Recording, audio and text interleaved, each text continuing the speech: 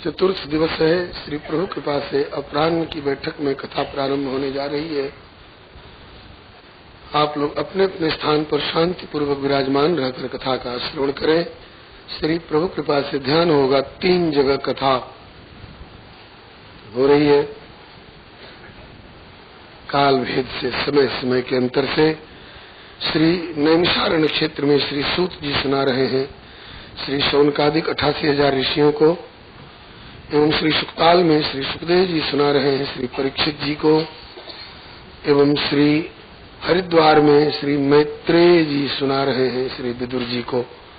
और वही कथा श्री हरिगुरु वैष्णव कृपा से यहाँ दोहराई जा रही है। पूर्व प्रसंग में आपने सुना कि आदि सम्राट श्री स्वयंभू मनु जी ने अपनी मझली बेटी देवहूति का विवाह श्री करदम जी के साथ कर दिया। श्री देवहूति जी ने अपने तपोधन पति करदम जी को पाकर के अपना भाग्य सराहती हुई सेवा बड़ी तत्परता से करने लगी। इनकी सेवा से प्रसन्न होकर श्री करदम जी ने कहा, देवी तुम्हारी जो इच्छा हो सो मांगो। श्री देवहूति जी ने कहा कि नाथ, और जो कुछ देना हो बाद में देते रहेंगे। पहले तो जब से मैं पिता के घर से यहाँ आई हूँ, गृहस्थाश्रम का सुख, गृहस्थाश्रम की सुविधा कुछ जाना ही नहीं मैंने। तो एक पत्नी को अपने पति से गृहस्थाश्रम की जो भी सुविधाएं और जो सुख मिलना चाहिए हमें प्रदान करें। श्री करदम जी ने इनकी इस प्रार्थना को गृहस्थाश्रम के नियम के अनुकूल जान करके और इन्हें एक सरोवर दिखाया। आप इस सरोवर में स्नान करें। सरोवर में गोता लगाई। देवहूति जी तो अकेली थीं और सूख कर शरीर एकदम बुढ़िया जैसी लग रही थीं। गोता लगाकर निकली तो ऐसा लगने लगा जैसे आज ही अपने पिताजी के घर से गौना करा करके आई हैं। खोड़स वर्षीय किशोरी स्वरूप हो गया इनका। और सैकड़ों दासियां किनारे खड़ी सेवा के विविध उपकरण हाथ में लेकर के आग्रह कर रही थीं। वयम कर्म करिस्तुभ्यम साधिनः करवाम किम। महारानी जी, हम आपकी सेविकाएं हैं, आप हमें आज्ञा दीजिए, हम क्या सेवा करें। विद्यमान की सेवा के सभी उपकरण, वस्त्र, आभूषण, तेल, फुलेल, आईना, कंघी, तौलिया इत्यादि सब आपकी सेवा में प्रस्तुत है। एक बार तो देवहूति को आश्चर्य हुआ कि सुनसान कुटिया में इतना वैभव कहाँ से आया। फिर उन्हें समझने में देर नहीं लगी कि विधि विस्मयदायक विभव मुनिवर तपबल कीन। मेरे समर्थ तपोधन पतिदेव ने अपने तपस्या के बल से सारा वैभव प्रकट किया है। श्री करदम जी ने अपना भी खोड़स वर्षीय किशोर स्वरूप प्रकट किया तपोबल से अपने संकल्प द्वारा। और एक कई मंजिला महल कहा जाए कि विमान, महल भी था और विमान भी था। ऐसा महल जो कि उसमें बैठकर संकल्प द्वारा चलाया जा सकता था। उसमें तेल, पेट्रोल वगैरह की आवश्यकता नहीं थी। वो कई मंजिला महल था जिसमें गृहस्थाश्रम के काम में आने वाले प्राय सभी उपकरण विद्यमान थे। उस विमान में अपनी पत्नी देवहूति जी के साथ विराजमान होकर के श्री करदम जी देवताओं के विहार स्थलों में, उद्यानों में, वैश्रम्भक वन, सुरसन वन, नंदन पुष्प, भद्रक, मानस, चैत्ररथ वन इत्यादि स्थलों में दीर्घ काल तक घूम फिर करके अपनी पत्नी के साथ विहार करते रहे। समय पा करके इनसे 9 कन्याओं का जन्म हुआ। इसमें काफी समय निकल गया था।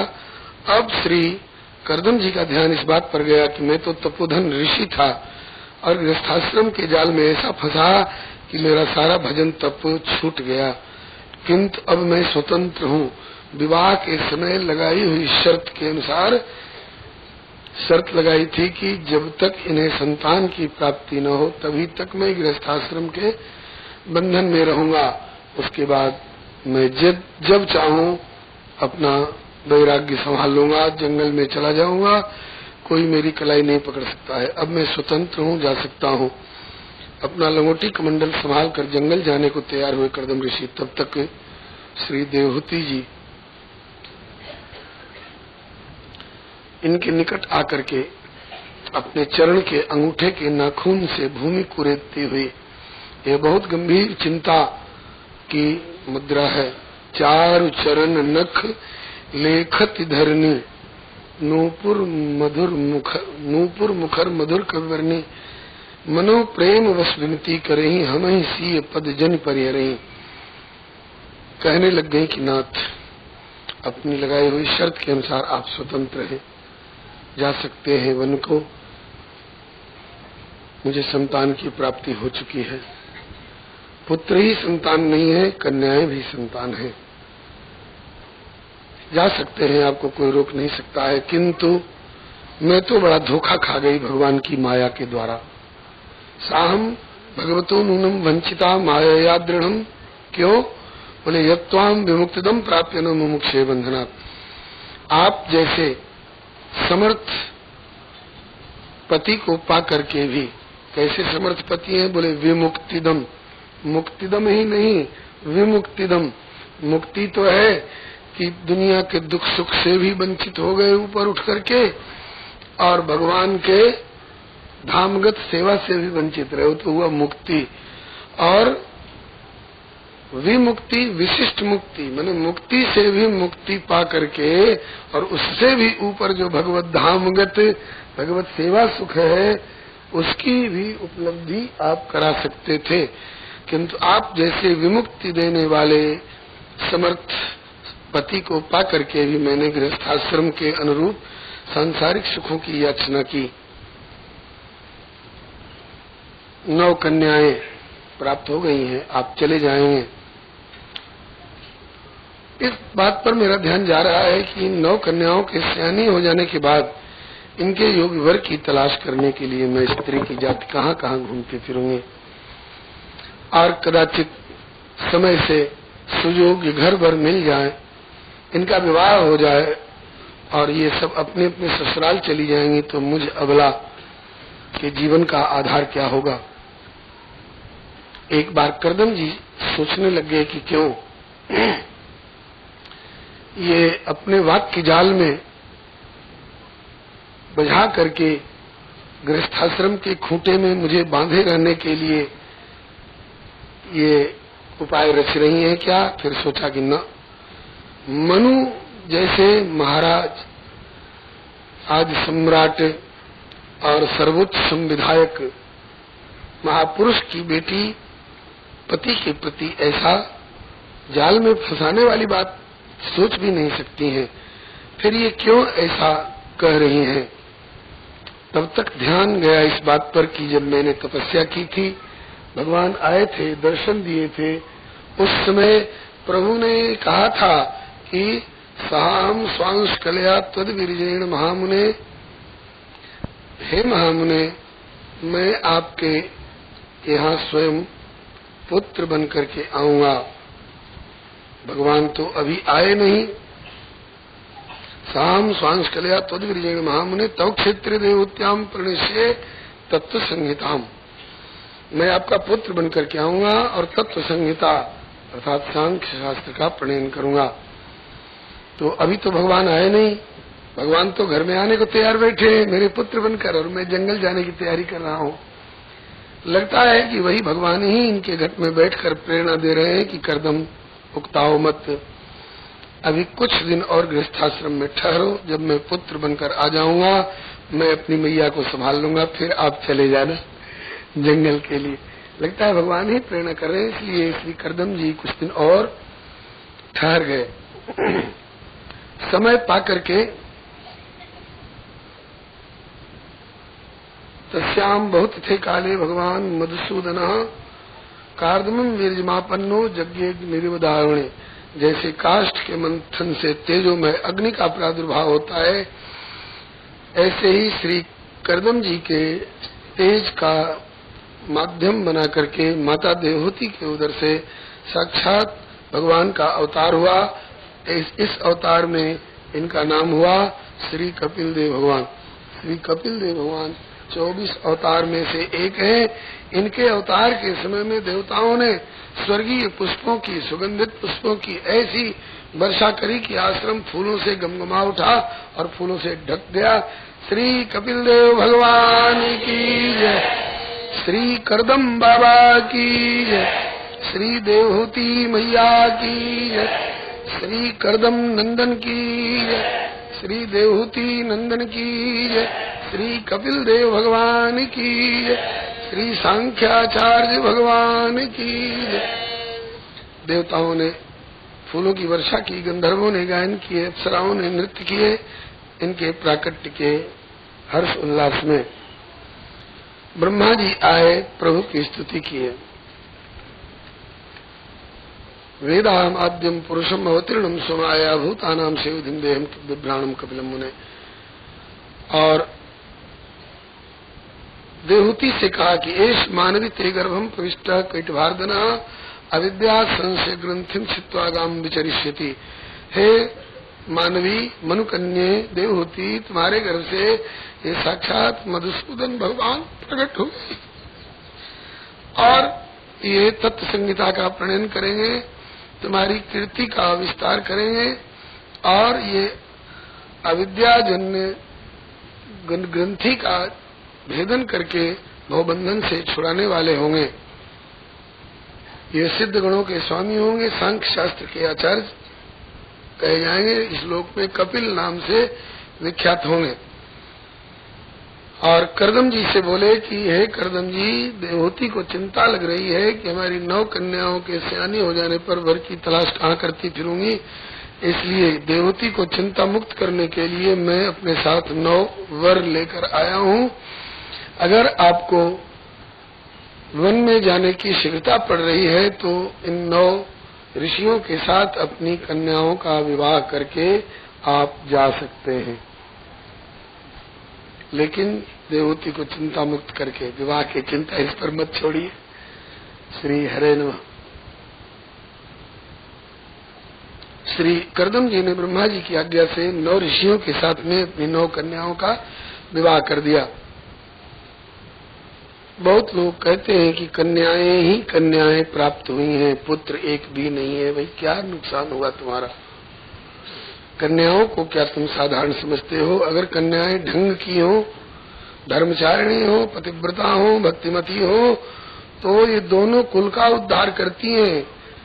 श्री जनक जी श्री जानकी से कहते हैं कि बेटी, तुमने दोनों कुल को पवित्र कर दिया। पुत्री पवित्र किए कुल दो, सुजस धवल जग कहे सबको। श्री जालौन वाले ब्रह्मचारी बाबा इन माताओं बहनों का सुजस गाते हुए एक सवैया में कहते हैं, एक बार नारी त्रिदेव को बनाए बाल, पातिव्रत्य बल पालने में झुलाती है। एक बार नारी जमराज पाछे लागी, मृतक निज पति को भी जीवित कर लाती है। एक बार नारी निज पति की प्रतिज्ञा हेतु काशी के बाजार में सरस बिक जाती है। एक बार नारी प्रिय पुत्र को पठाए वन में, जग का कल्याण कर सौभाग्य निज बनाती है। श्री सहारनपुर वाले बाबा श्री सुंदरदास जी माताओं का गौरव गाते हुए कहते हैं, है कितना गौरवशाली पद जग में भारत की नारी का। रन में बन में दुख में सुख में छाया पति की बन जाती है। अपनी कोमल उंगली को रथ चक्के की कील बनाती। एक एक पंक्ति में एक एक बहनों का, माताओं का इतिहास है गौरवपूर्ण। आवश्यकता पड़ने पर धर्म, राष्ट्र और संस्कृति की रक्षा करने के लिए काली सी मत वाली बनकर अरिदल का रक्त बहाती है। अन्यायी आतताइयों की दल देती पल में छाती है। स्वागत करती सहर शरण में शरबरछी और कटारी का, है कितना गौरवशाली पद जग में भारत की नारी का। इनके उज्जवल तप के आगे झुक जाया करता इंद्रासन, लख इनका अनुपम शौर्य डगमगाने लगते हैं सिंहासन। पृथ्वी पर गिरते राज मुकुट करके इनका स्वरूप दर्शन, मिट जाता है पृथ्वी पर से अन्यायी कूर कुटिल शासन। थक जाता 10 सहस्र गज बल पर्यंत न मिलता सारी का, है कितना गौरवशाली पद जग में भारत की नारी का। ये अपने स्वरूप को संभाल के रहे, इनमें वो शक्ति होती है। ये संकल्प कदाचित कर ले तो सूर्योदय भी रुक जाता है, कोढ़ी भी इनकी कृपा दृष्टि से कंचन काया पाता है। पावक भी इनके सावक हित शीतल बनी हृदय जुड़ाता है। कहाँ तक कहा जाए, यहाँ तक कि जग पालक भी बालक बनकर गोदी में इनकी आता है। कौशल्या, देवकी, यशोदा इन्हीं में से निकलती हैं जिनकी गोद में प्रथम ठाकुर पधारते हैं। ये जो 9 कन्याएं प्राप्त हुई हैं श्री कर्दम ऋषि को, श्री देवहूति को, ये साधारण कन्याएं नहीं है। और दामाद भी जो इनके मिले हैं तरसा देने वाले लोग हैं।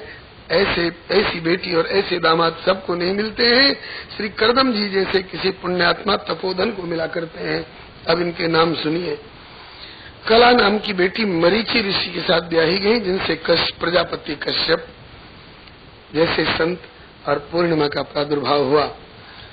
अनसुईया का नाम कौन नहीं जानता है।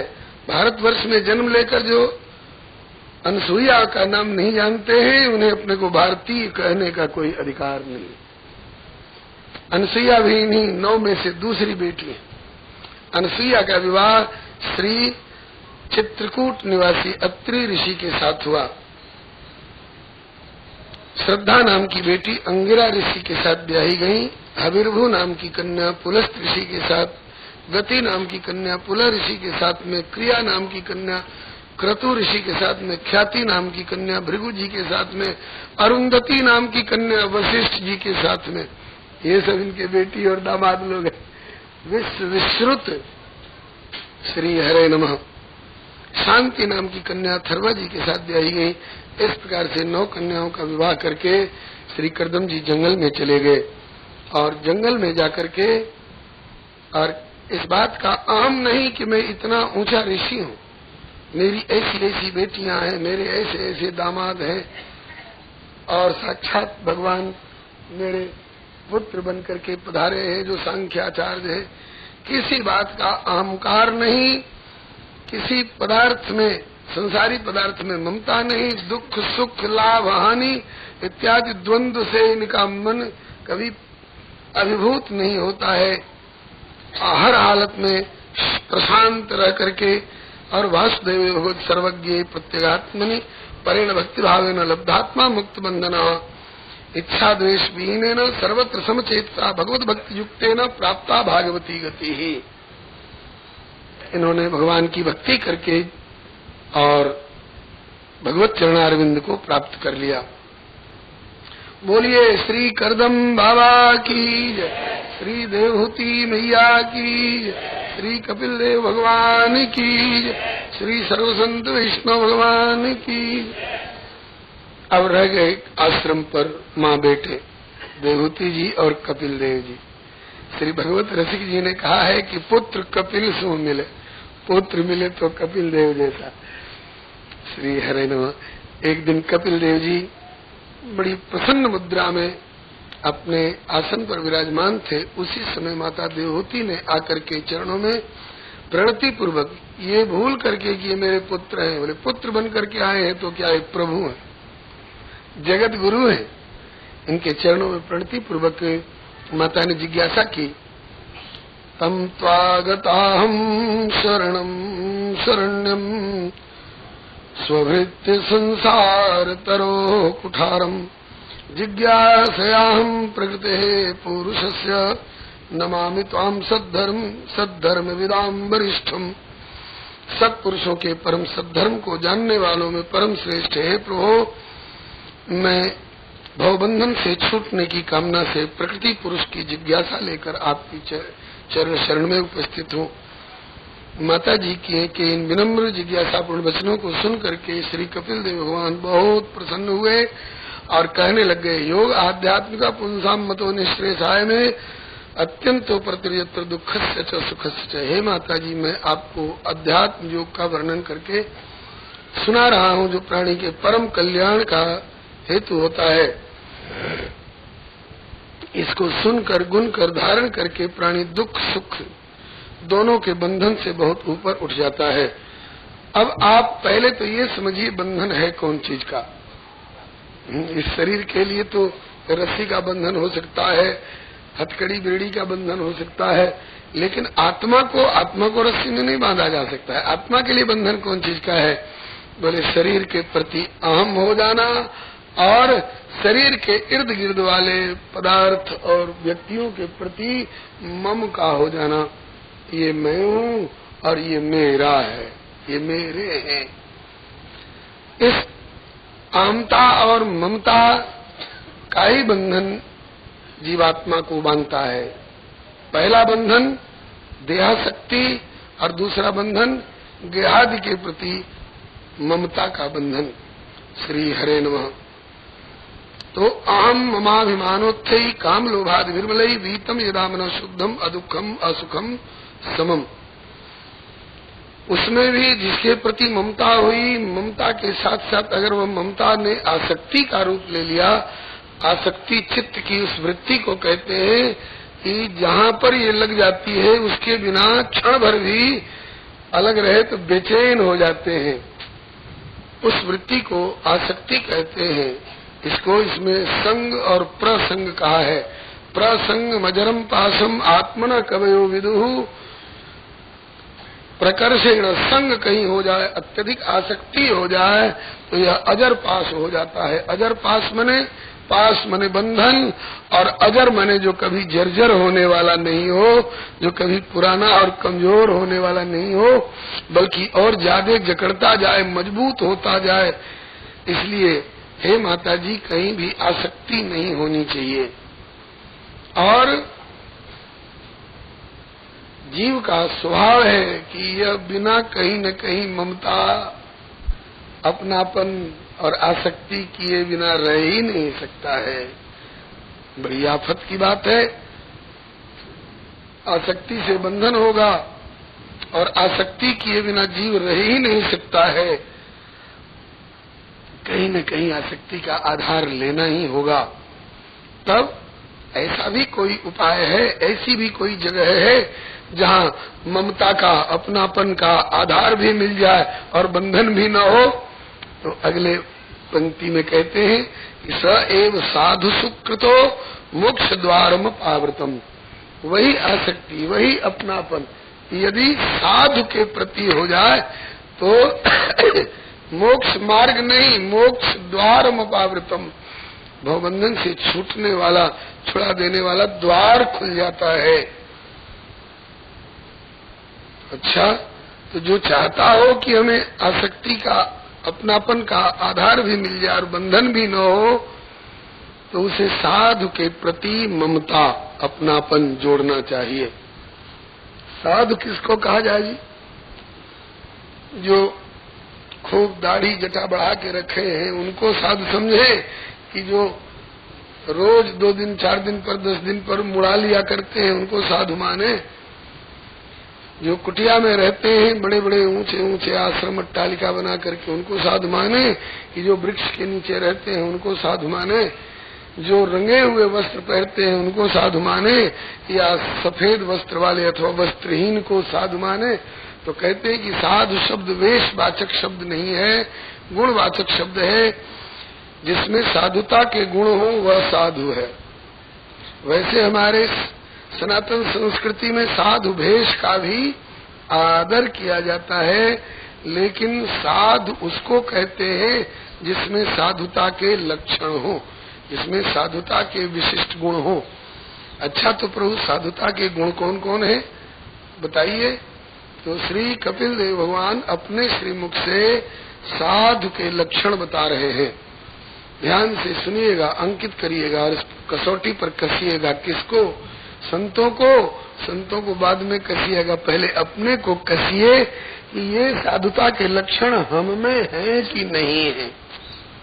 अगर हैं तो हम प्रभु के प्यारे हैं, और अगर नहीं हैं तो हम संसार की ओर अटकन भटकन की दिशा में हैं। साधुता के लक्षण बता रहे श्री कपिल देव भगवान। तितिक्षव कारुणिका सुहृद सर्वदेहिनाम अजात शत्रव शांता साधव साधुभूषणा मयि अनन्येन भावेन भक्तिम कुर्वन्ति ये दृढ़ाम मत्कृते त्यक्त कर्माण त्यक्त स्वजन बांधवाः मदाश्रया कथामृष्टा शृण्वन्ति कथयन्ति च तपन्ति विविधास्तापा निहितान मद्गच्छेत् त एते साधव साध्वी। 3 श्लोकों में साधु के कई लक्षण बताए। पहला लक्षण तितिक्षव, जो सहनशील हो, जो सहना जानते हो वो साधु है।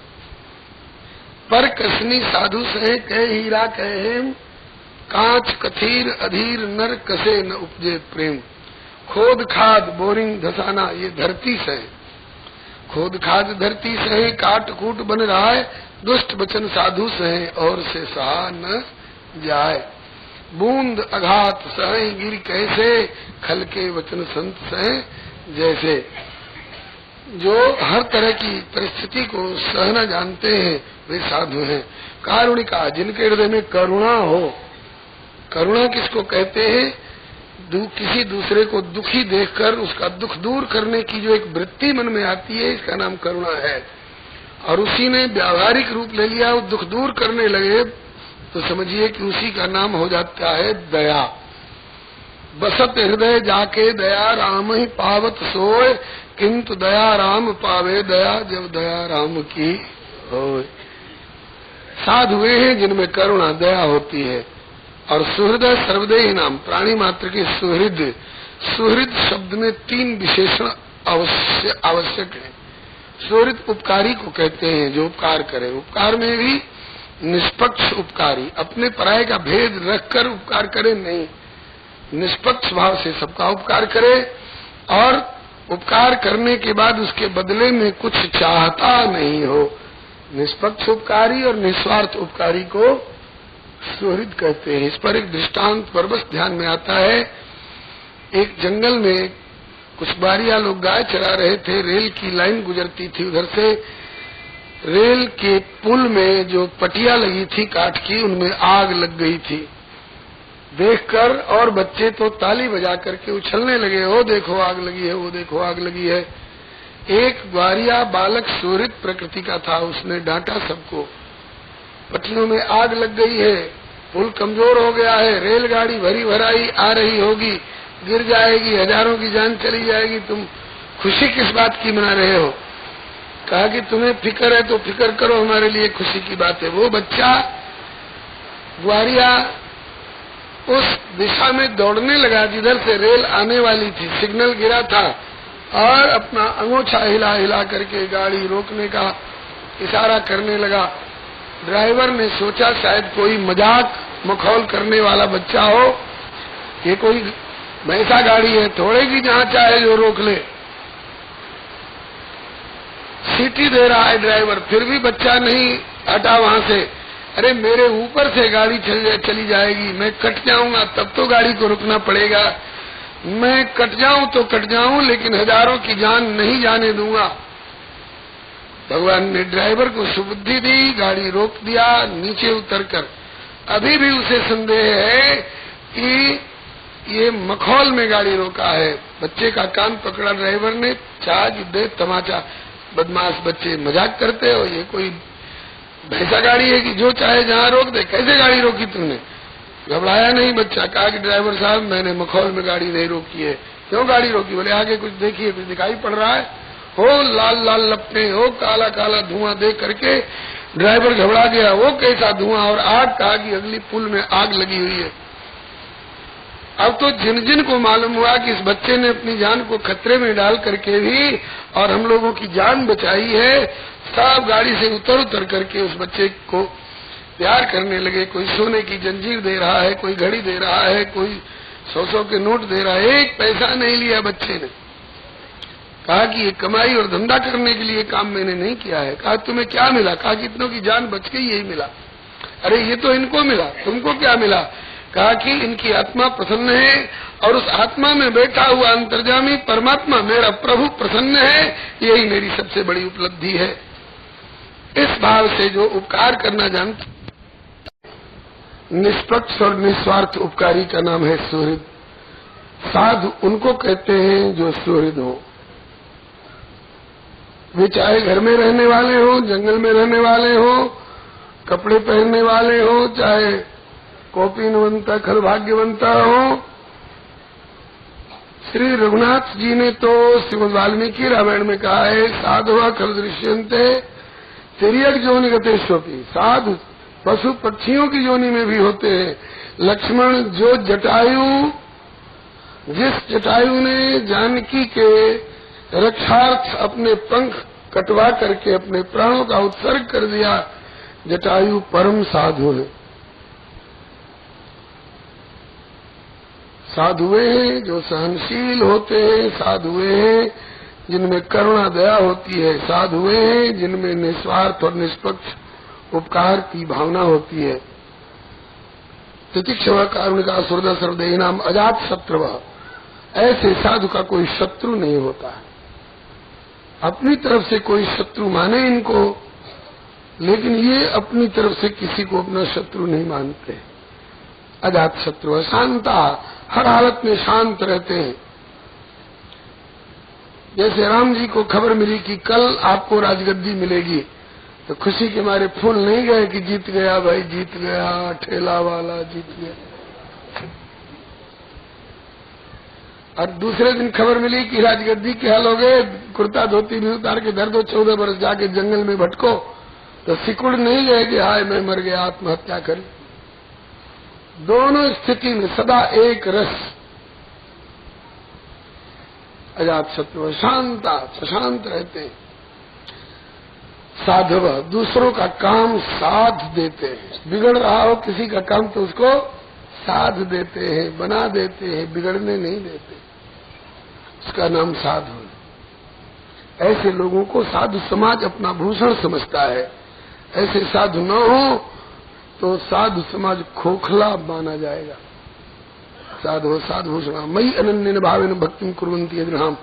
अनन्य भाव से मेरी भक्ति करते हैं दृढ़ता पूर्वक, और मेरी कथाओं का श्रवण करते हैं, मेरे लिए अपने प्राणों का भी मोह परित्याग करके मेरी सेवा करते हैं।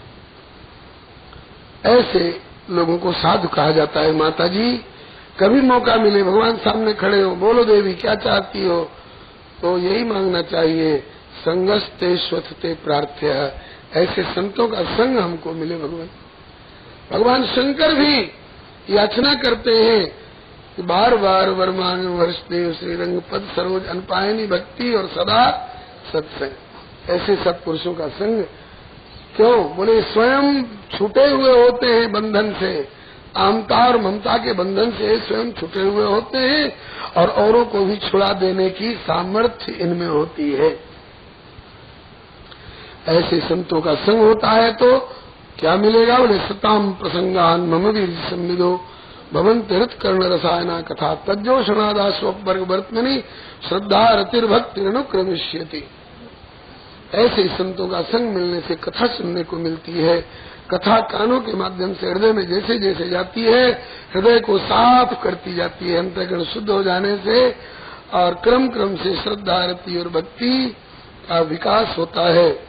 और भक्ति की प्राप्ति के बाद फिर कुछ बाकी नहीं रह जाता है। काचित सही उचिता भक्ति कीदृशी मम गोचरा यथा पदम ते यया पदम ते निर्वाण मंजसान वाष्णवा अहम।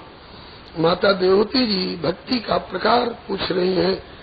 श्री कपिल देव भगवान कहते हैं कि माता जी भक्ति तो प्राय सभी लोग किसी न किसी प्रकार से करते हैं।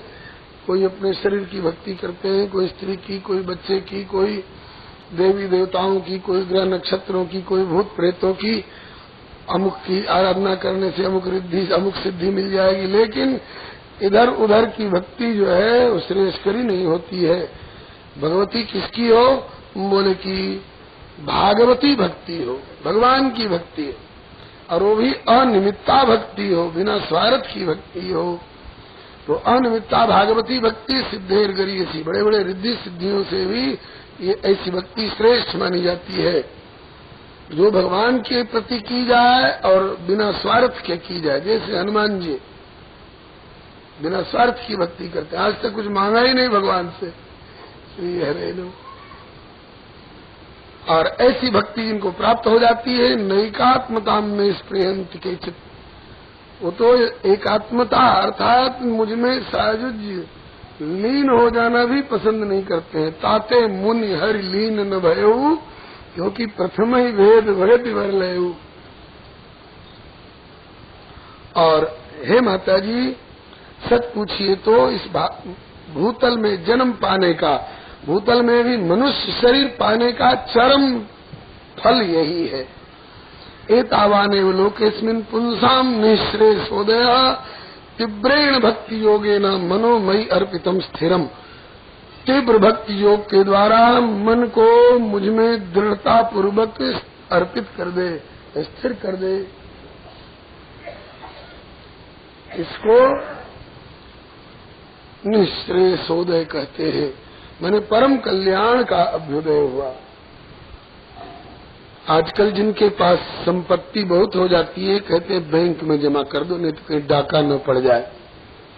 बैंक में भी बोले कहते हैं कि लॉकर में जमा करो, सुरक्षित रहेगा, विशेष सुरक्षा रहती है वहाँ।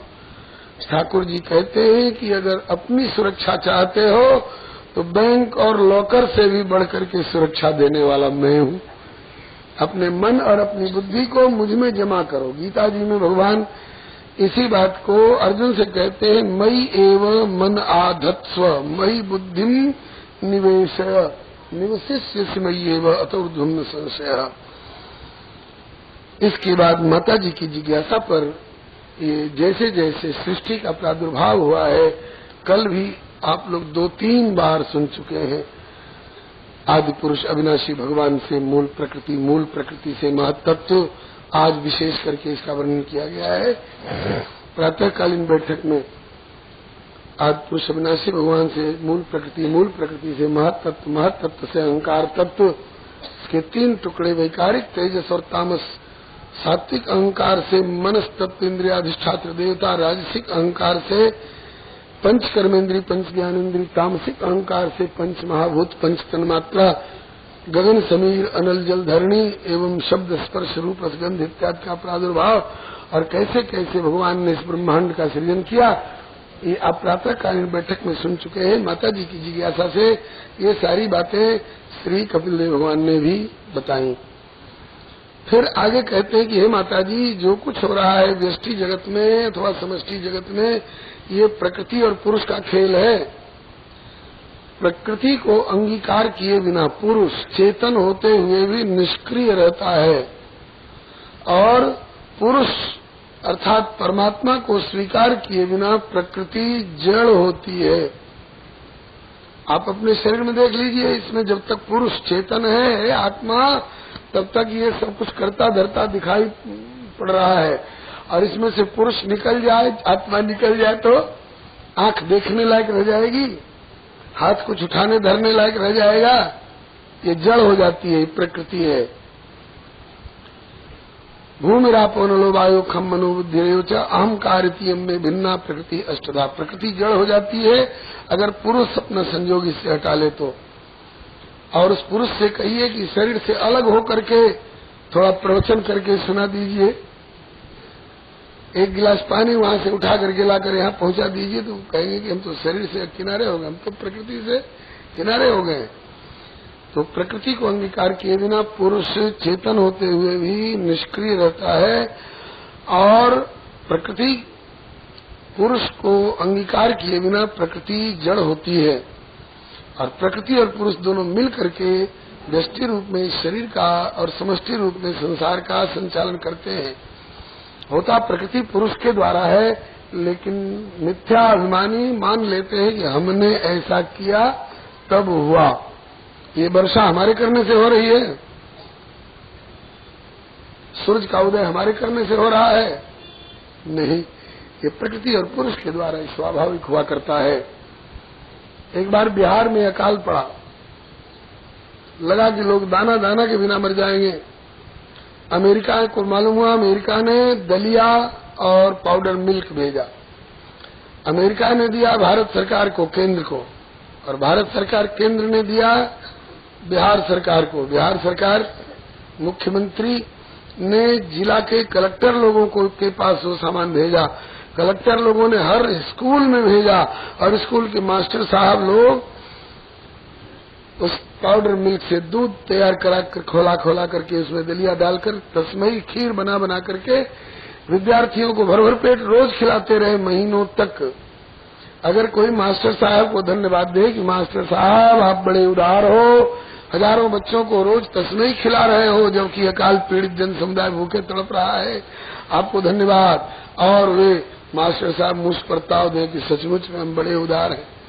मास्टर साहब अपने बाप के घर से दे रहे हैं, मास्टर साहब को कलेक्टर साहब ने दिया है, कलेक्टर साहब मुझ पर ताव दे सकते हैं? नहीं, उनको भी मुख्यमंत्री ने दिया है। मुख्यमंत्री जी मुझ पर ताव दे सकते हैं? बोले नहीं, उनको भी प्रधानमंत्री राष्ट्रपति ने दिया है। राष्ट्रपति प्रधानमंत्री मुझ पर ताव दे सकते हैं? बोले नहीं, उनको भी अमेरिका ने दिया है। अमेरिका मुझ पर ताव दे सकता है कि हमने दिया? बोले नहीं, अमेरिका को भी अगर भगवान ने जमीन नहीं दी होती और बीज नहीं दिया होता, वर्षा नहीं दी होती, सूर्य चंद्रमा की किरणें नहीं दी होती, तो अमेरिका के बाप का भी मजाल नहीं जो कुछ पैदा कर लेता। मतलब कि पान लेने वाली सृष्टि सब और देने वाला एक, वही एक हो दृष्टि में, तो साचो यही विवेक। सबका दाता है वो, सबका मालिक है वो, बरबदर आने जाने से क्या फायदा। दाता है वो,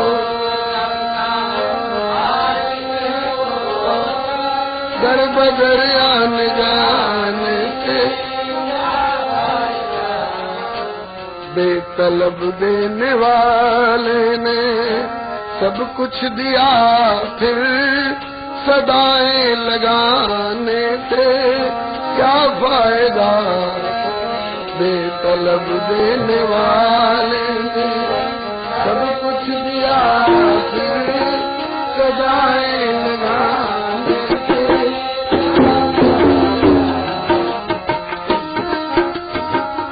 एक ही आस्थाने से अजमत भी है, एक का होके रहने में इज्जत भी है। एक ही आस्थाने पे सर झुक गया, दर बदर सर झुकाने से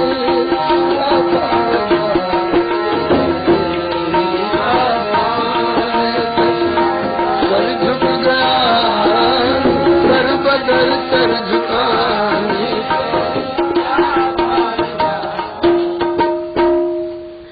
इसी तरह से जब तक ये मन कुत्ता दर दर फिरे, तब तक दर दर दूर दूर होए, और जब एक ही दर का होए रहे, तो फिर दूर दूर करे न को। उस एक परमात्मा को और उनकी प्रकृति को, उन पर ध्यान रखो। अपने को कर्ता मत मानो, नहीं तो बंधन में आ जाओगे। श्री हरे नमः।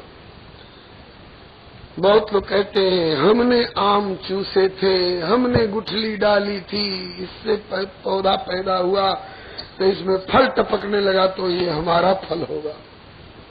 अपनी चूस कर फेंकी हुई गुठली की क्रिया में भी और वो अभिमान करता है कि मैंने ऐसा किया। ऐसे ही लोग बंधन में आते हैं। ठीक है, आम की गुठली फेंकी थी, उसमें से मीठा आम टपकने लगा, तो उसके अधिकारी तुम हो गए। और कड़वा, जहरीला और कांटेदार बीज अगर जीवन में बोया है तो उसका अधिकारी कौन होगा?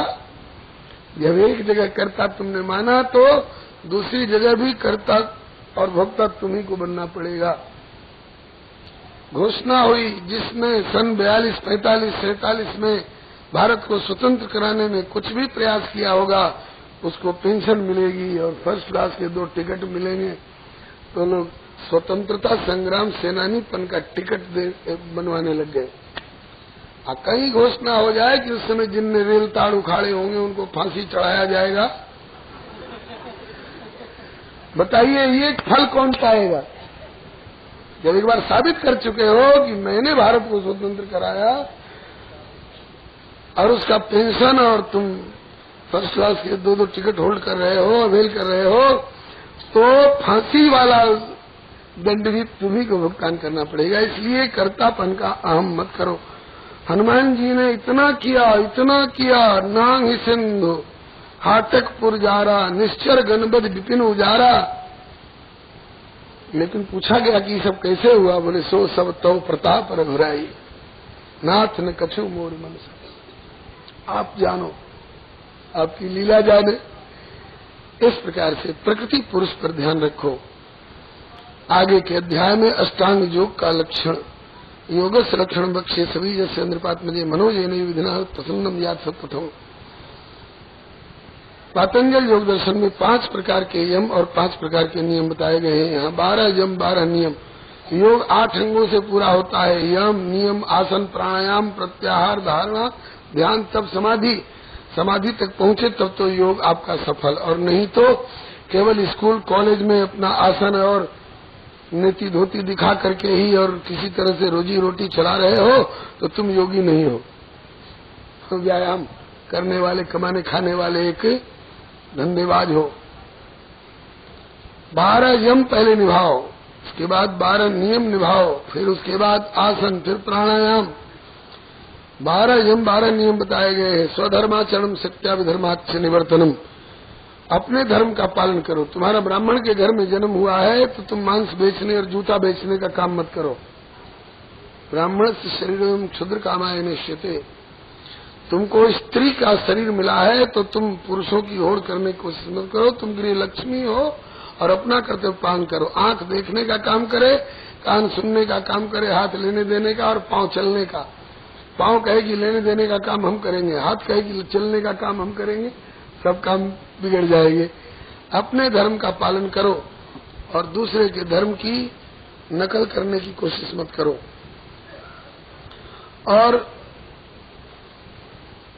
दैव योग से जो मिल जाए उससे संतोष करो। आत्म तत्व के ज्ञाता महापुरुषों के चरणों में बैठ करके उनसे कुछ सुनना समझना सीखो। सांसारिक वासनाओं से धीरे धीरे अपने को किनारे करो। मोक्ष धर्म में रति करो। मित मेध्यादनम, मेध्य अदनम और मित अदनम। मैंने जो मेध्य हो, मेध्य मैंने अग्नि कुंड में हवन में जो डाला जा सकता है। हवन कुंड में कहीं प्याज लहसुन डालते देखा है क्या? तो जब आप अपने खोदे हुए यज्ञ कुंड में प्याज लहसुन नहीं डाल सकते हो तो भगवान के द्वारा खोदे गए इस उदर रूपी यज्ञ कुंड में सब गंदे पदार्थ क्यों डालते हो? मेध्य अदनम और मित अदनम, सीमित भोजन करो। ये नहीं कि चौबे जी की तरह इतना भोजन कर लिया कि कहते हैं कि महाराज एक गोली दे दे। हफ्तर आजम कहा कि गोली की जगह रहती तो एक रसगुल्ला और नहीं चाप लिए होते। इतना भोजन करोगे तो योग नहीं साध सकोगे। मित मेध्यादनम शश्वत विविक्त क्षेम सेवनम। चौराहे पर योगासन मत प्रदर्शन करो। एकांत से भी बनो। योगी को एकांत से भी होना चाहिए। विविक्त क्षेम सेवनम। अहिंसा, किसी की हिंसा मत करो, किसी की हत्या मत करो, प्रहार मत करो, वाणी से कठोर मत बोलो, यहाँ तक कि मन से भी किसी का सत्यानाश हो जाए ऐसा मत सोचो। अहिंसा, सत्यम, सत्य का व्यवहार रखो। अस्तेयम, किसी की वस्तु बिना पूछे जब तक वो अपने हाथ से उठा करके न दे तब तक मत लो। देने भी लगे तो यावदर्थ परिग्रह, जितनी जरूरत हो उससे ज्यादा लेकर संग्रह मत करो, नहीं तो योगी नहीं तुम कुयोगी हो जाओगे। ब्रह्मचर्य का पालन करो। तप, अपने अधिकार के अनुसार कायिक, वाचिक, मानसिक तप का आचरण करो। पवित्रता का व्यवहार रखो। शौच। अपने कर्तव्यों का निरूपण करने वाले आर्ष ग्रंथों का समय समय पर स्वाध्याय करते रहो। पुरुषार्चनम, परमात्मा का अर्चन भी करो। बहुत लोग कहते हैं कि हम योगी हैं, भगवान की सेवा पूजा आश्रम में है कि नहीं? बोले इससे क्या मतलब? तो कहते हैं कि तुम योगी नहीं, तुम कुयोगी हो। वो योग कुयोग ज्ञान अज्ञानु जहान राम प्रेम प्रधानो। पुरुष कुयोगी जिन उर्गारी मोह बिटप नहीं सके उखारी। इसके बाद मौनम, बोलो मत। बोलना जरूरी हो तो जितनी जरूरत हो उतना ही बोलो, और जो कुछ बोलो सही बोलो। सत्यम ब्रूयात प्रियम ब्रूयात, न ब्रूयात सत्यम प्रियम, प्रियम च नृतम ब्रूयात। अगर कोई अंधा है तो उसको अरे अंधे कहना सत्य तो है लेकिन कड़वा हो गया। सत्य बोलो, प्रिय बोलो। श्री हरे नमः। और आसन जो है यौगिक प्रक्रियाओं में पद्मासन है, सिद्धासन है, मयूरासन है, शीर्षासन है, मत्स्यासन, शवासन, बहुत तरह के आसन हैं। आसनों की सिद्धि करो, क्योंकि जब समाधि में जाओगे तो एक आसन से बदल के दूसरे आसन में जाने की गुंजाइश नहीं रहेगी। इसलिए एक एक आसन पर बहुत देर तक विराजने की इसका अभ्यास करो। आसन के बाद फिर प्राणायाम, पूरक, कुंभक और रेचक इत्यादि क्रियाओं के द्वारा अपने प्राण वायु को वश में करो। इससे आयु भी बढ़ जाती है। बहुतों का मत है कि दिन की गिनती से आयु मिली है, और योगियों का मत है कि श्वास की गिनती से आयु मिली है। अगर जल्दी जल्दी हम यूं करके श्वास जल्दी यदि निकालेंगे तो जल्दी हमारी मृत्यु होगी। और उन श्वासों को यदि प्राणायाम के कुंभक में ठहरा करके काफी देर तक श्वास लेना हम रोके रहेंगे तो हमारी बाकी श्वासाएं अभी कायम रहेंगी। इस तरह से योगियों की आयु पता लगता है। अमुक महापुरुष 150 वर्ष, अमुक 300 वर्ष के हो रहे हैं। तो ये प्राणायाम की प्रक्रिया से अपने प्राण वायु को जीतिए। और फिर इसके बाद प्रत्याहार चंद्रियाणम विषयान मन सारदे।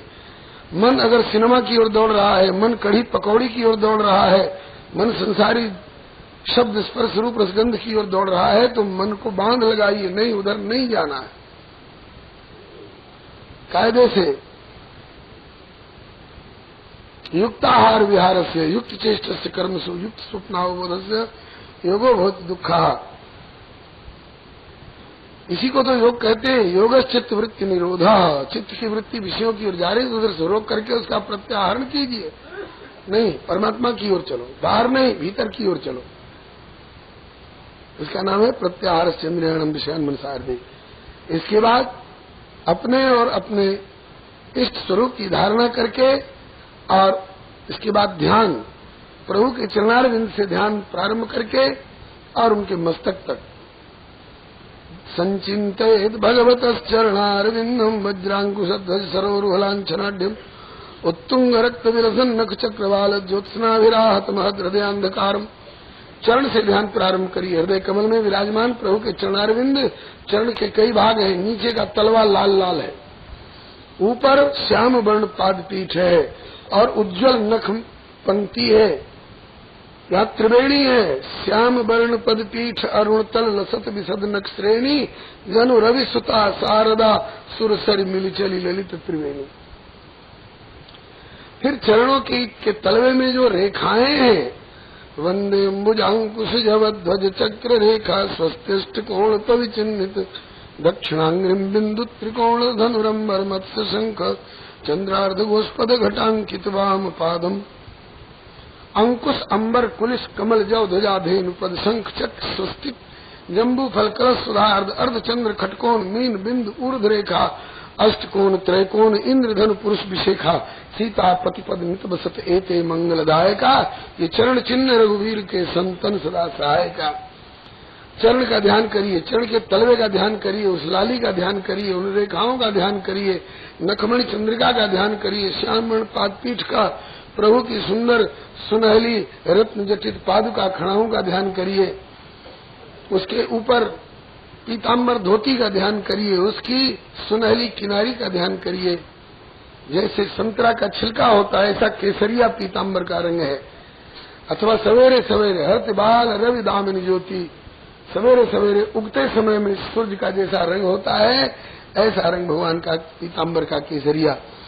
उसके ऊपर कमर में कौंधनी है, सुंदर सोने की करधनी जिसमें बढ़िया बढ़िया रंगीन नग जड़े हुए हैं। उसके ऊपर भगवान के नाभि की गहराई जैसे कि श्याम वर्ण के उदर पर, और नाभि जो है गहरी, लगता है कि जमुना जी में भंवर पड़ रही है, चकोर पड़ रहा है। और वहाँ पर उदर की त्रिवली जिसको बोलते हैं, उसके ऊपर भगवान का पीला पीला जनेऊ जो प्रणव का वाचक है।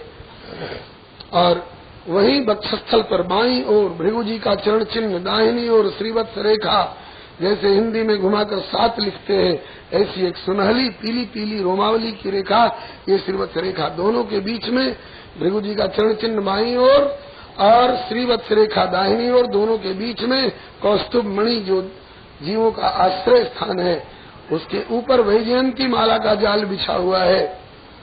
भगवान के अंगुलियों में सुंदर सुंदर नगों से जड़ी हुई मुद्रिकाएं हैं, कंगन है, जड़ाऊ कंगन है। ऊपर में बाजूबंद है और भगवान के कंठ में भी त्रिवली की 3 रेखाएं, जैसे शंख के ऊपर रेखाएं होती हैं ऐसे रेखे रुचिर कम मुकल ग्रीवा। उसके बाद जैसे लंगड़ा आम की ठोड़ी होती है ऐसे भगवान की ये ठोड़ी चिबुक। उसके ऊपर कुदरुन का फल जैसे पक जाने पर लाली ले लेता है, ऐसे ही लाल लाल बिंबा फल के समान मधुर मधुर अधर। मुस्कुरा दे प्रभु तो दंत पंक्ति ऐसी झलक जाती है जैसे अनार, फटे अनार के भीतर से उसके बैठे हुए दाने झलकते हैं, लगता है बिजली सी चमक गई। उसके ऊपर सुवासारी उन्नत नासिका और फिर उसके ऊपर कमलवत विशाल आकर्णांत दीर्घ नेत्र, और उसके ऊपर भौहें जैसे दूज का चंद्रमा टेढ़ा होता है ऐसी भगवान की सुंदर भौहें, और वो भी नीचे से ऊपर की ओर नहीं, ऊपर से नीचे की ओर यूं टेढ़ी भौहें। दोनों भौहों को मिला करके रेखा ऐसी बनती है, लगता है कि कोई धनुष वहाँ रखा हुआ है। नेत्र की पत्नी बरोनी प्रत्यंचासी ऊपर की ओर उठी हुई जो तिलक की ऊर्ध्वपुंड तिलक की रेखाएं हैं, लगता है कि भाल विशाल विकट भ्रिकुटी बिच तिलक रेख रुचिराजे, मनव मदन तम तक मरकत धन जुगल कनक सर साजे। भ्रिकुटी मनोज चाप छविहारी, तिलक ललाट पटल वितकारी। उसके ऊपर घुंघराली अलकावली, लगता है कि भौरों की 5 एक साथ जुट करके बैठी हुई है, घुंघराली अलकावली। उसके ऊपर किरीट से युक्त भगवान का जो मुकुट है, कानों में मकराकृत कुंडल झलमला रहे हैं, जड़ाऊ रत्नों से जड़ित। इस प्रकार से चरण से लेकर के मस्तक तक प्रभु का ध्यान करिए, और वहां से जब उतरना हो तो श्री जी की ओर से उतरिए। लाल जी के मुकुट में अटक जा रे मेरे मन, फिर लली जू की चंद्रिका को चितो तो तू प्रेम से। लाल भाल केसर लली के भाल चंद्रबिंद, लाल जू तमाल तरु तो लली लता हेम से। लाल जू लुभावे मन मोल बिना हेली सुनो, किंतु उन्हों के मन को लुभावे लली क्षेम से। लाल जू के और लली जू के, फिर संग की सहेली जू के, रूप ध्याओ गुण गाओ नाम जपो नेम से। इस प्रकार से ध्यान, और ध्यान के बाद यही ध्यान इतनी दृढ़ता में आ जाए कि उसमें स्थायित्व हो, उधर से मन कहीं इधर उधर न जाए, तो आपकी समाधि की स्थिति बन जाएगी। आप जागृत से उठ करके स्वप्न, स्वप्न से उठ करके सुषुप्ति, सुषुप्ति से भी उठ करके और समाधि में आप पहुंच जाएंगे। फिर आगे माता जी जिज्ञासा करती हैं कि भगवान आपने सांख्य का भी वर्णन किया, प्रकृति पुरुष का विवेक और अष्टांग योग का भी वर्णन किया, भक्ति का भी वर्णन किया, लेकिन हमको सबसे अधिक सरल, सुखद और ठोस मार्ग भक्ति मार्ग लगता है। इसलिए भक्ति की और विस्तृत व्याख्या करिए। ये भक्त लोग कितने तरह के होते हैं? बोले गुण भेद से 4 तरह के होते हैं। तमोगुणी भक्त जो किसी को नीचा दिखाने के लिए भक्ति कर रहे हैं। हाँ, इस बार के दशहरा के उत्सव में हमने अपनी देवी मैया की खूब सजावट करी, लेकिन लोगों ने कहा कि उनके यहाँ बहुत ज्यादा सजावट हुई है, उनके यहाँ हमारे यहाँ तो फुल बंगला में 5,000 रुपया ही खर्च हुआ। सुना है कि उन्होंने 1.5 लाख रुपया फुल बंगला में किया है खर्च। तो कहते हैं कि अच्छा तो अगले सीजन में हम वो खर्च करेंगे कि उनको और उनके ठाकुर जी को डाउन कर देंगे। अरे राम राम, तो किसी को डाउन कर देने की भावना से अगर आप कर रहे हैं तो ये तमोगुणी भाव वाला भगत कहलाएगा। किसी को डाउन कर देने की नियत से तो नहीं, लेकिन हमको ये मिल जाए, हमको वो मिल जाए, धन मिल जाए, पुत्र मिल जाए, पद मिल जाए, प्रतिष्ठा मिल जाए, इस भाव से जो करता है वो रजोगुणी भगत है।